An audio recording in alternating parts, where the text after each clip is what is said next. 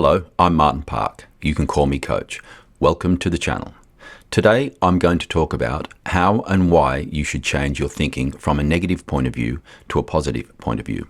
And in doing so, radically changing the outcome or perception of whatever you are doing or considering doing. And in relation to learning how to master your mindset, there are two aspects to your mind that play an important role in controlling and shaping your actions and your thinking and your beliefs: the conscious and the subconscious. Your conscious mind is responsible for your awareness and deliberate decision making. When you actively think, plan, make choices, solve problems, or engage in activities that require focused attention and effort, it's your conscious mind at work. Conscious thinking is characterized by intentionality and awareness. It involves your ability to process information, set goals, and make conscious decisions based on your thoughts and beliefs. It's the part of your mind that you're actively aware of and can control. Virtues like honesty, kindness, empathy, courage, patience, discipline, and willpower are all part of the conscious aspect of thought. The subconscious mind operates below the level of conscious awareness. It includes automatic behaviors, learned habits, emotional responses, and information processing that occur without conscious effort. Every minute of every day, our subconscious mind silently manages a myriad of essential functions in our daily lives. It is the driving force behind our habits, enabling us to execute routine tasks efficiently and freeing up our conscious mind for more intricate endeavors. It plays a crucial role in emotional processing, helping us to adapt to and cope with various emotional experiences. It possesses a remarkable ability for pattern recognition, allowing us to detect trends and associations in the vast sea of information. It assists in memory consolidation, aiding the conversion of short-term memories into lasting impressions. It also oversees automatic responses to external stimuli, ensuring swift and appropriate reactions when needed.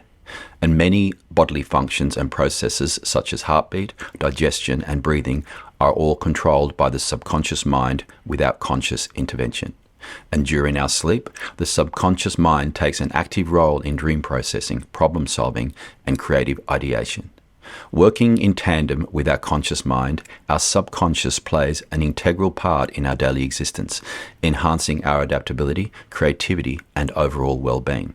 Incredible? Yes, it is.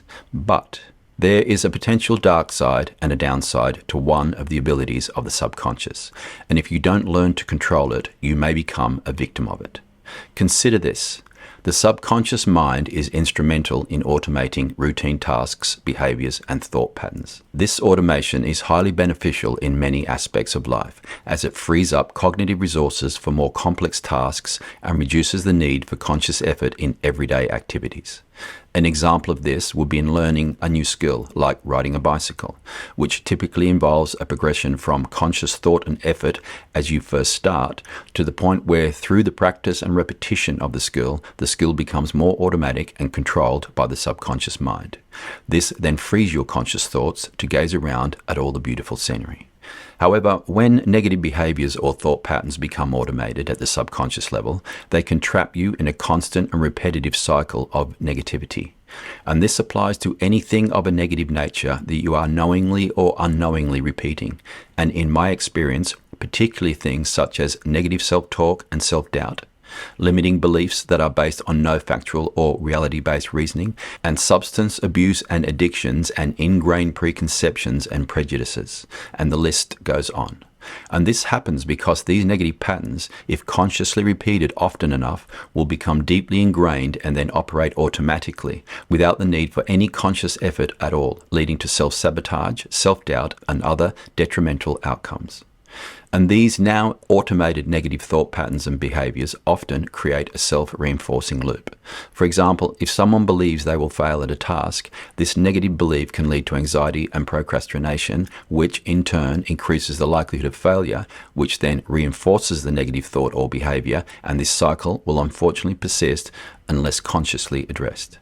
But if left unaddressed, then over time, these negative subconscious patterns will have a significant and enduring impact on your well-being, self-esteem, and quality of life. So, in summary, the subconscious mind's ability to automate behaviors and thought patterns is a double-edged sword. While it clearly benefits humans in many, many ways, it can also perpetuate negative states if those patterns are negative in nature. Now, what does that all mean, and what should you or can you do about it? Well, there are many things that you can do to help take back control of your existing negative behaviors and habits. And I've gone into detail as to some of the better ways to approach this in previous podcasts, such as episode 18, How Long Does It Take to Change a Habit? Episode 26, How to Maximize Your Wellness and Performance.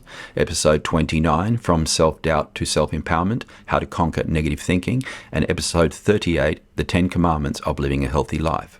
So today I won't go into the details on the techniques and strategies that you can employ to assist you in rectifying and reversing the negative habits and behaviors that you have already created for yourself, as I suggest you listen back through those previous podcasts where I cover a wide range of topics. But what I want to do today is to try to help you get the right mindset moving forward so that you can avoid creating or reinforcing new and emerging negative thoughts and behaviors. If you can learn how to stop them from forming in the first place, then they will never get a chance to be automated into ongoing and repetitive negative behavior.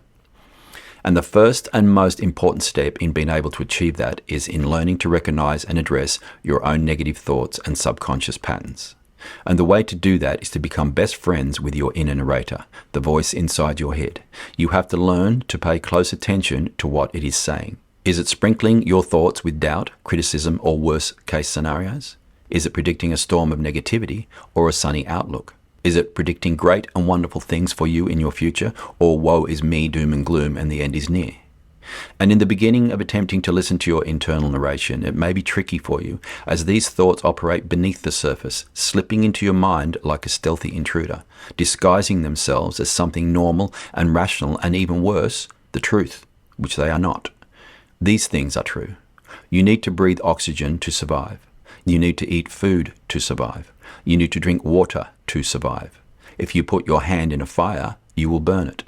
If you cut yourself, you will bleed. Time moves forward, never backward. We age as time passes. Everyone has unique fingerprints. We all eventually die. And you will never fly, no matter how fast you flap your arms.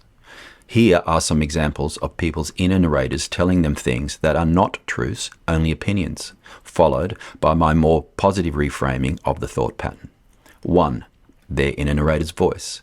I'm basically stupid, as I had to leave school when I was 15 and I'm almost illiterate, so I will never be able to learn anything complex, and it's not my fault, it's my parents, and there's nothing I can do about it. My reframing of the thought pattern. Well, as Forrest Gump said, stupid is as stupid does. Your past doesn't define your potential. Learning is a lifelong journey, and it's never too late to explore complex subjects and develop new skills. So stop being so negative and take control of your own path and surprise yourself at what you can achieve. 2. Their inner narrator's voice. I'm about to have my first child, so my life is going to change and become more work and less fun and less freedom, but what can you do? That's life. My reframing of the thought pattern. Welcoming a child is a beautiful journey filled with love and growth. While it comes with responsibilities, it also brings immense joy, new experiences, and the opportunity to create precious memories. I've seen many people's lives improve after they had their first child, so stop thinking like that and look at this as an adventure and an opportunity to refine your life to better meet what you truly want to achieve. 3. Their inner narrator's voice. I'm fat. My mum and dad are fat, my two brothers and my sister are fat, so I am genetically destined to remain fat. My reframing of the thought pattern. Sure, genetics play a role, but they don't determine your destiny. If you break free from what you and your family have been doing all their lives and decide to make healthy, low-calorie and highly nutrient-dense food choices, plus you include a shitload of exercise, you will lose weight, simple as that. So stop being a defeatist. You have the power to make positive changes and lead a healthy life regardless of your family history. 4. Their inner narrator's voice. I've had 4 relationships and they all ended the same, disastrous. So love and romance are clearly just not for me. I'm probably better off being alone for the rest of my life. My reframing of the thought pattern. Great. Take some time to be alone, but don't give up on what is a beautiful aspect of life just because it's difficult. My recommendations: spend all the time you need to find out who you are and what makes you tick. Then, when you are ready to next enter a loving relationship, you'll be better equipped to navigate all of its complexities. So there are 4 examples of someone's negative approach to a situation followed by my more positive approach. And which one of those viewpoints is the truth? Theirs or mine? The answer to that is neither of them.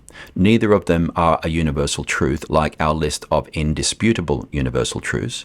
They are all just a point of view, but one of them, mine, is positive and the other, theirs, is negative. And whichever one you choose to believe, positive or negative, thanks to your subconscious's incredible ability to automate your behaviors, thoughts, habits, and emotional responses, you will unknowingly become locked into that way of thinking and believing and behaving.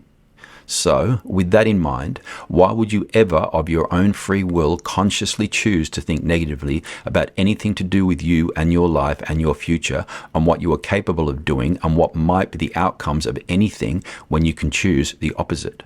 Think about that. This is your life and you can make the conscious choice to believe whatever you want. I am recommending that you choose to believe in the positive. I am recommending that with every decision and thought that you make, you always lean towards the positive possibilities and never towards the negative.